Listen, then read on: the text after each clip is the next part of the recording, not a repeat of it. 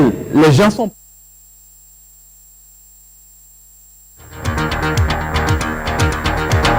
Les titres de cette édition, le FMI et la Banque mondiale accompagnent le Bénin dans sa nouvelle vision de développement. C'est à l'issue des assemblées annuelles des deux institutions tenues à Washington, auxquelles a pris part le ministre du Développement Abdoulaye Biotchane. Vous l'entendrez dans cette édition. Et puis la pauvreté toujours persistante en Afrique. Le rapport de la Banque mondiale sur ce phénomène n'est pas reluisant. Une présentation du dit rapport a été faite aujourd'hui à Cotonou. La décision de l'interdiction des postes téléviseurs dans l'administration publique est diversement appréciée par les fonctionnaires béninois. Cette décision du premier conseil des ministres de la rupture est-elle suivie? Le constat de Patrick Diosso nous édifiera.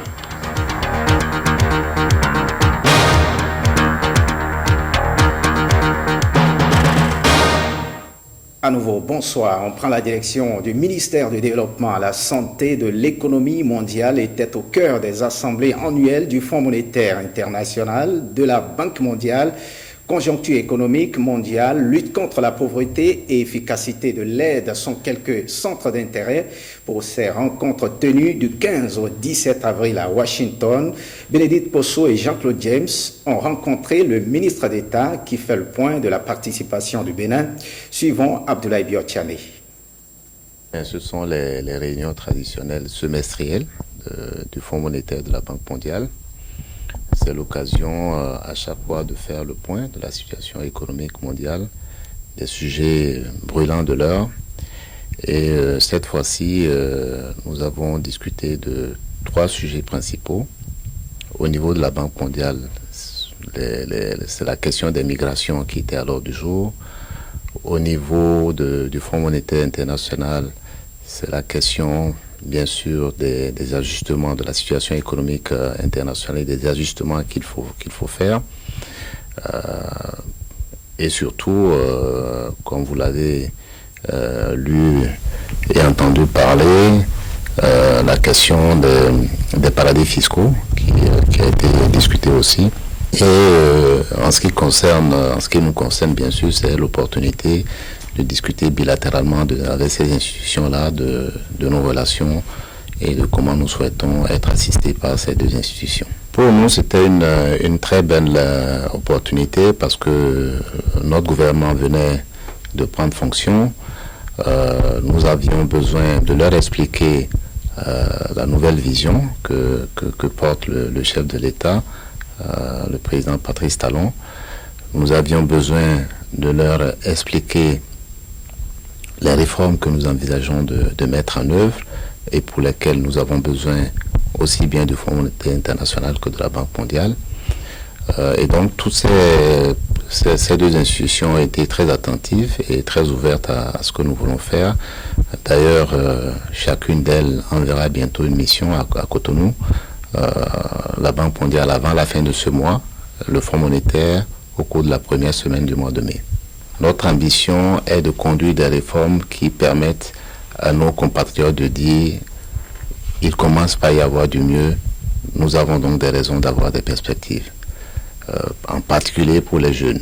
Je réitère encore ici notre engagement de faire en sorte que bientôt il commence par y avoir des emplois, notamment pour les plus jeunes. Voyons cette appropriation du projet de société de Patrice Talon. Le ministre de la fonction publique, Adidjato Martins, prend la mesure des défis qui l'attendent. Elle a convié son personnel ce jeudi à un atelier d'internalisation du projet de société du président Patrice Talon dans le domaine du travail, de la fonction publique et des réformes administratives. Alexis Segbermont et Rachida Biomaman nous en parlent. C'est un atelier d'appropriation par les acteurs du ministère en charge de la fonction publique, de la vision du président Patrice Talon dans les domaines du travail, des réformes administratives et institutionnelles, ainsi que des affaires sociales. Un exercice indispensable en raison des maux qui minent l'administration publique béninoise. L'administration publique béninoise est caractérisée par un défaut de responsabilisation et d'imputabilité, une insuffisance de délégation de pouvoir, de manque de continuité dans les actions, de politisation à outrance, le tout renforcé par le règne de l'impunité. Conscient que tous ces maux constituent de sérieuses entraves pour notre pays, pour se doter d'une administration de développement, le chef de l'État s'est engagé à travers son projet de société à redynamiser et à moderniser l'administration publique. Pour y parvenir, les participants devront donc, au cours de cette rencontre, apporter leur contribution pour un nouveau départ dans les domaines les concernant.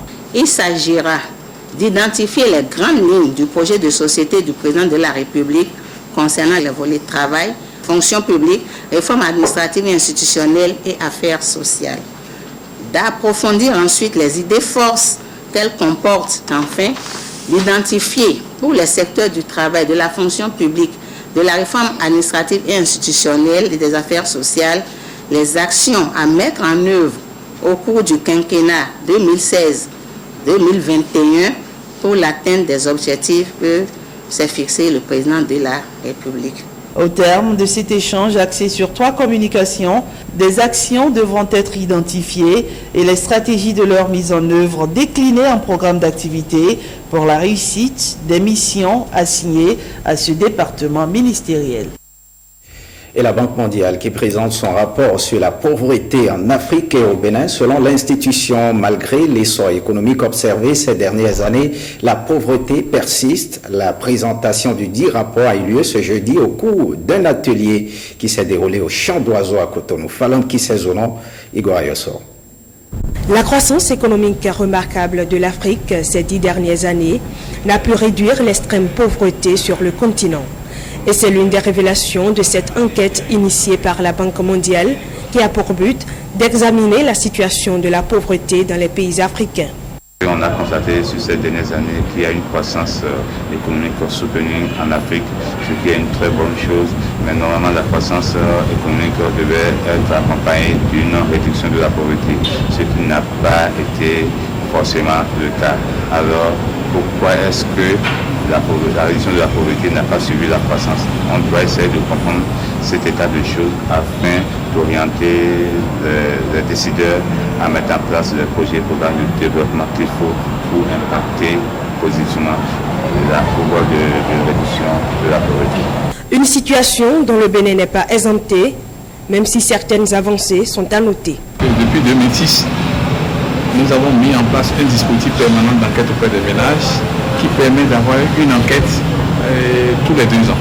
Ce qu'on peut dire, c'est que nous avons observé au niveau du Bénin une croissance réelle qui est ascendante, donc une croissance réelle qui est positive, mais la pauvreté monétaire s'est aggravée. En 2011, par exemple, nous avons 37% de la population qui était pauvre, et en 2015, ils sont 40%. Donc c'est une aggravation. Mais au niveau de la pauvreté non monétaire, c'est illustré par l'accès aux infrastructures sociales, tout ça, nous avons eu une amélioration de la pauvreté non monétaire. À travers donc cet atelier, les différents acteurs impliqués vont chercher les raisons de cette persistance de la pauvreté malgré la croissance économique observée. Des résultats qui aideront à coup sûr les gouvernants à inverser la tendance. Parlons de cette actualité de la liberté de la presse au Bénin. Le Bénin qui occupe la 78e place sur 180 pays en 2016 pour la liberté de la presse. Pascal Zantou, conseiller de la Haute Autorité de l'Audiovisuel et de la Communication, se prononce au micro de Patrick Yosso. A priori, nous avons fait une certaine avancée, même si elle est modeste. Quelques points, ce n'est pas négligeable. Et cela ne devrait pas étonner parce que, a priori, dans notre pays, le Bénin, il se pose moins de problèmes de liberté d'expression que dans d'autres pays. Ici, les lois existent qui encadrent la liberté de presse. Et en plus du gouvernement, il y a une institution, la Haute Autorité de l'Audiovisuel et de la Communication, qui protège la liberté de presse dans notre pays.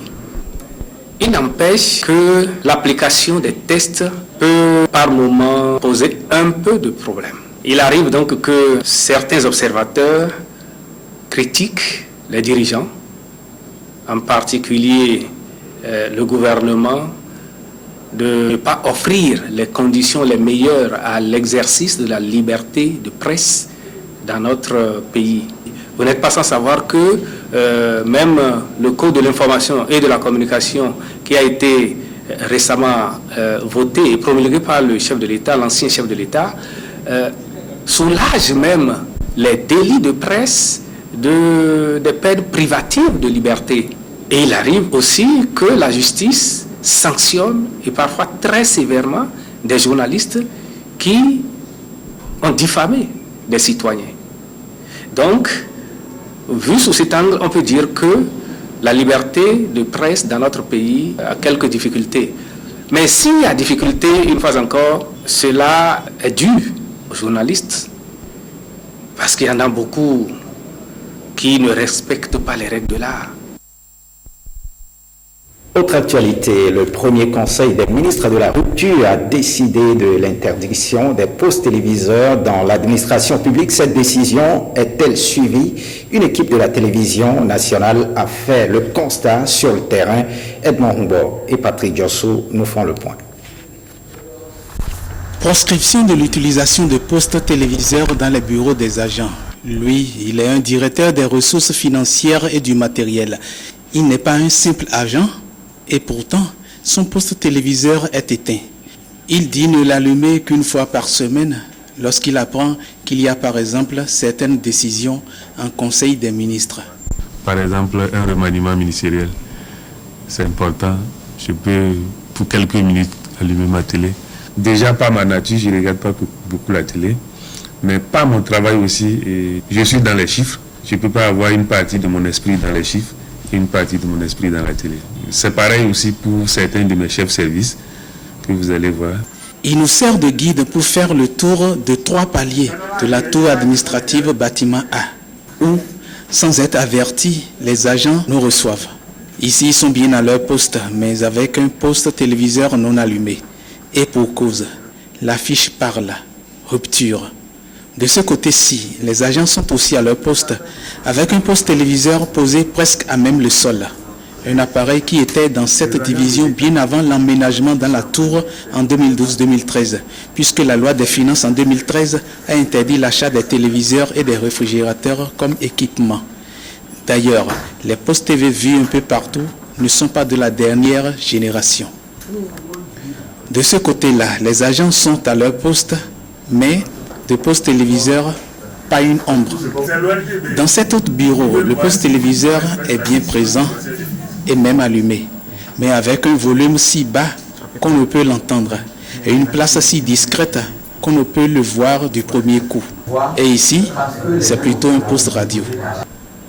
Bref, la décision d'interdiction est suivie en dents de scie.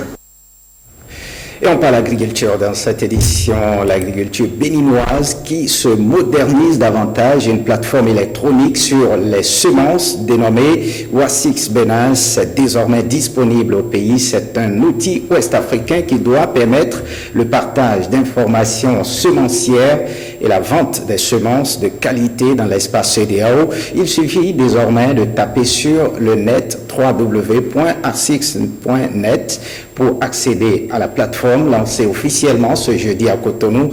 Corinne Diogo et Ibrahim Lawani. Le WASIX, West African Seed Information Exchange, c'est la première plateforme sur les semences en Afrique de l'Ouest. Cet outil veut révolutionner les pratiques semencières dans l'espace CEDEAO. Le WASIX est donc né pour corriger quelques insuffisances en la matière. L'évaluation du système semencier ouest-africain a révélé que 12% seulement des besoins en semences de qualité sont satisfaits. Cette situation est la conséquence de manque d'informations sur les variétés adaptées aux besoins des utilisateurs, les centres de production, les difficultés d'accès aux semences de qualité et très souvent le coût de cession jugé trop élevé pour les petits agriculteurs. Les producteurs, distributeurs agréés et acquéreurs de semences peuvent désormais s'inscrire sur la plateforme WASIX, entrer en contact avec leurs pairs nationaux et régionaux, exprimer leurs besoins, vendre leurs semences. En un mot, la plateforme électronique veut favoriser la fluidité de l'information semencière. Les semences de qualité, les semences améliorées sont souvent reprochées par les producteurs pour leur coût. Et quand on regarde très bien, ce coût est souvent lié au manque d'informations ou à l'insuffisance d'informations sur la disponibilité, sur la qualité et éventuellement sur la demande qui existe au niveau régional. Ça va être une plateforme qui permet aux décideurs politiques de savoir est-ce que les prévisions que nous avons cette année, par exemple pour le Bénin, seront atteintes par rapport à la demande. Quand vous utilisez les semences de qualité, il est fort possible que vous augmentez votre productivité de l'ordre de 40%. Et de plus en plus, le monde évoluant, les enjeux économiques devenant très contraignants, les pays sont obligés d'abandonner l'agriculture de subsistance pour se tourner vers une agriculture moderne qui a besoin de faire appel à beaucoup de technologies. Le WASIX est officiellement opérationnel au niveau régional depuis août 2015. Des pays comme le Mali et le Sénégal l'ont déjà adopté. Le Bénin vient de leur emboîter le pas. Parlons à présent de ce phare franchi au ministère de l'Agriculture. Le ministère de l'Agriculture, avec l'appui de la Banque africaine de développement, vient de lancer jeudi le projet d'appui à la production vivrière et au renforcement de résidences. Il vise à assurer la sécurité alimentaire dans les départements de l'Alibori, des Collines et du Borgou, Awa Chérif et Alexis Sebemon. Un ouf de soulagement pour les populations du Borgou, de l'Alibori et des Collines. Elles verront leurs conditions de vie s'améliorer à travers le lancement de ce projet d'appui à la production vivrière. Un projet qui vise à accompagner les populations bénéficiaires dans le développement de la production du maïs, du riz et des cultures maraîchères.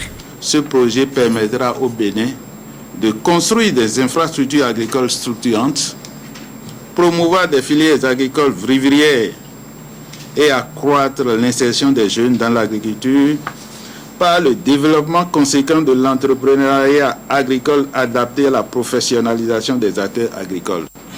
D'un montant total de 15 milliards, 9 ou 900, dont 14 apportés par le Programme mondial pour l'agriculture et la sécurité alimentaire, ce projet permettra au Bénin de construire des infrastructures agricoles structurantes, promouvoir des filières agricoles vivrières et accroître l'insertion des jeunes dans l'agriculture par le développement conséquent de l'entrepreneuriat agricole adapté à la professionnalisation des acteurs agricoles. Le projet d'appui à la production vivrière et au renforcement de la résilience a bénéficié du soutien des partenaires techniques et de la Banque africaine de développement. Vous avez clairement dit que vous avez des problèmes de sécurité alimentaire et de pauvreté dans les 3 provinces citées.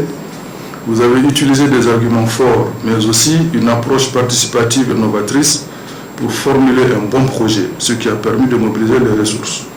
Après tant d'efforts de préparation, de mission, de réunions de discussion, il ne serait pas compréhensible de ne pas tout mettre en œuvre pour absorber les ressources et soulager les communautés en faveur desquelles ces ressources ont été sollicitées et obtenues si gracieusement. Ce projet sera exécuté sur une période de 5 ans dans les communes bénéficiaires des départements du Borgou, de l'Alibori et des Collines.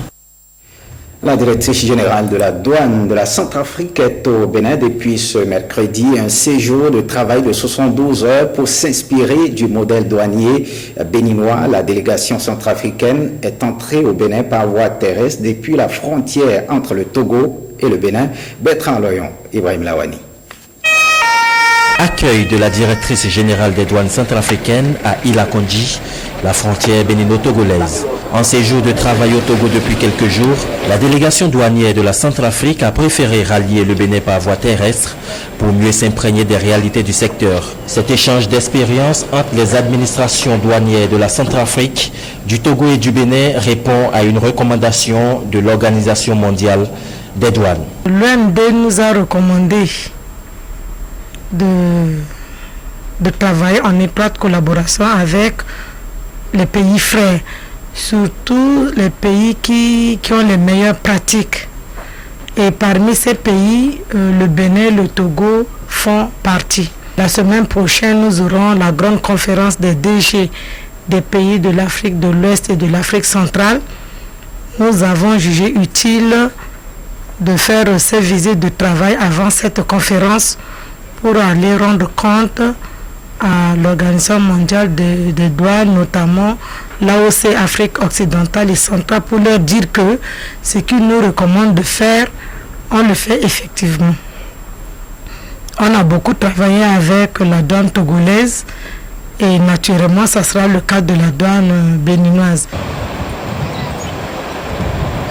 Cap ensuite sur Cotonou à la Direction générale des douanes et droits indirects pour une séance de travail entre la délégation centrafricaine et l'administration douanière béninoise conduite par le général Charles Cezanne, directeur général des douanes du Bénin. Et on quitte le Bénin pour mettre le cap sur l'Éthiopie, où la population éthiopienne peut désormais effectuer ses opérations financières avec le service Mbir, une nouvelle technologie qui permet aux citoyens de gagner plus de temps pour vaquer à leurs occupations. Plus de détails dans ce reportage de Awa Sherif. Régler ses achats au quotidien sans pièces ni billets, c'est désormais possible en Éthiopie grâce à Mbir. Ce nouveau service de paiement électronique par téléphone, inspiré de M-Pesa au Kenya, va permettre d'aider le deuxième pays le plus peuplé d'Afrique à rattraper son retard en matière de services financiers. Cette nouvelle technologie est un gain de temps énorme et les personnes n'ont plus besoin de transporter des espèces dans leurs poches. En revanche, cela nécessite une campagne de communication et d'explication du système. L'Éthiopie connaît une forte croissance économique, mais le système bancaire éthiopien est encore sous-développé. Seuls 22% des Éthiopiens ont un compte en banque, d'après un rapport de la Banque mondiale de 2014.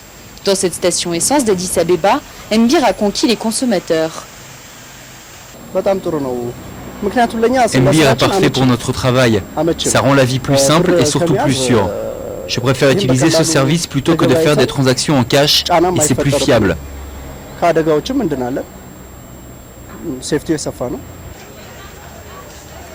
Un service plus sécurisé et surtout plus pratique. Les clients s'inscrivent et disposent d'un compte en ligne dans lequel ils peuvent verser de l'argent ou en recevoir. Un simple texto suffit ensuite pour envoyer une somme à un proche ou payer une facture.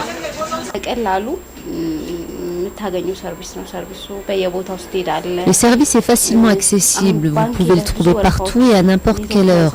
C'est beaucoup plus pratique que les banques qui sont dans des endroits précis et qui ont des horaires d'ouverture spécifiques. Je suis vraiment très contente de ce service.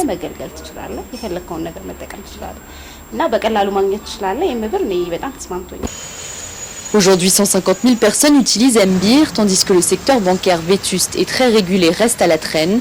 Mais le gouvernement s'est fixé un objectif ambitieux. D'ici 2020, 80% de la population doit être titulaire de compte bancaire. Et ce reportage assuré par l'AFP. En offre, à présent, la reine Elisabeth d'Angleterre fêtait ses 90 ans ce jeudi, un anniversaire qui a suscité une pluie d'hommages pour la souveraine considérée comme le ciment de la société britannique. Sa popularité est plus élevée que jamais après plus de 64 ans de règne. Peu avant midi, la monarque vêtue d'une robe vertanie et son fils héritier Charles ont pris un bain de foule au pied du château de Windsor, un château pris d'assaut par des centaines d'admirateurs. Elle en a profité pour échanger longuement avec ses sujets. Le Premier ministre David Cameron, lui, a solennellement souhaité santé, joie, une fête d'anniversaire exceptionnelle lors d'une séance spéciale au Parlement, saluant son sens de devoir inébranlable. Faites ce journal, merci de l'avoir suivi. Le programme prévoit à 21h la troisième partie du film interdit de la série Les écrans du FAPA et à partir de 22h, les feuilletons Le choix de l'amour et La Reine du Sud. Le journal du soir est prévu pour 23h30. Retrouvez cette édition sur le site de l'ORTB, www.ortb.bj. Merci de votre fidélité. À très bientôt.